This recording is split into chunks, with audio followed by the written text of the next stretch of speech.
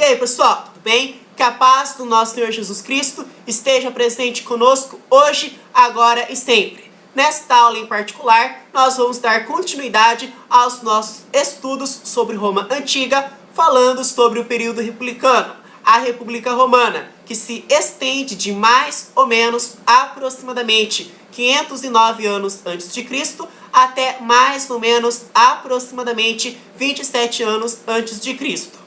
A República Romana nasceu oligárquica e elitista, dominada por uma maioria patrícia. Quanto à organização política, nós tínhamos o Senado, o Consulado e o Ditador. O Senado era o órgão mais importante da República Romana, tanto que ele fica conhecido como a alma da República. Quanto ao Consulado, nós tínhamos dois cônsules, um cônsul denominado de cônsul imperium e outro cônsul denominado de cônsul potestas.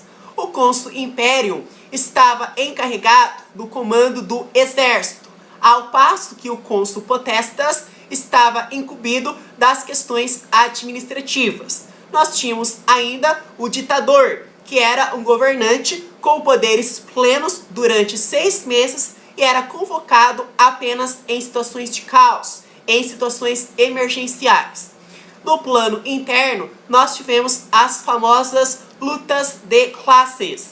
Do século VI a.C. até o século III a.C., os conflitos tiveram motivação política, isto é, os plebeus reivindicavam direitos políticos, queriam exercer cidadania e conseguiram alguns feitios importantes. Em 494 anos antes de Cristo, conseguiram o tribuno da plebe, que seria um representante político plebeu, com o direito de propor leis, de vetar leis, e eram intocáveis. Mais tarde, em 450 anos antes de Cristo, nós tivemos a famosa Lei das 12 Tábuas, o primeiro código de leis escritas de Roma, e mais tarde, em 362 anos antes de Cristo, nós tivemos a Lei Licínia, que extinguiu a escravidão por dívidas e permitiu o acesso às magistraturas, que eram cargos públicos temporários e eletivos. No final da República, os conflitos passaram a ter motivação social. Não era mais uma motivação política, e sim uma motivação social. Isso por causa do empobrecimento dos plebeus, devido ao escravismo, devido às guerras. Então, vai ter aí conflitos de motivação de caráter social, devido a este empobrecimento. No plano externo, a República Romana assinalou as guerras de conquistas, e a etapa mais importante deste processo expansionista foi a conquista do mar Mediterrâneo, Mare Nostrum. Para isto, os romanos tiveram que vencer os cartagineses nas famosas Guerras Púnicas, que se estenderam de 264 anos antes de Cristo até 146 anos antes de Cristo. As principais consequências das conquistas romanas foram: a base da economia romana tornou-se mercantil, devido em virtude do controle do mar Mediterrâneo.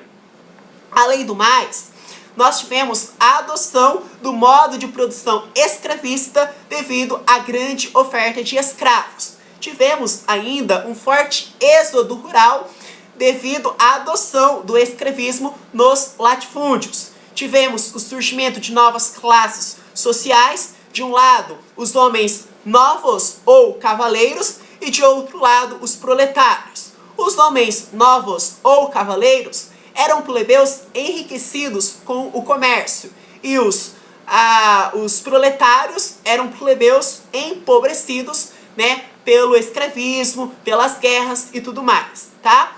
Bom, e aí nós vamos ter constantes revoltas populares, nós vamos ter o enfraquecimento do Senado e o fortalecimento dos generais, e nós vamos ter a crise da República.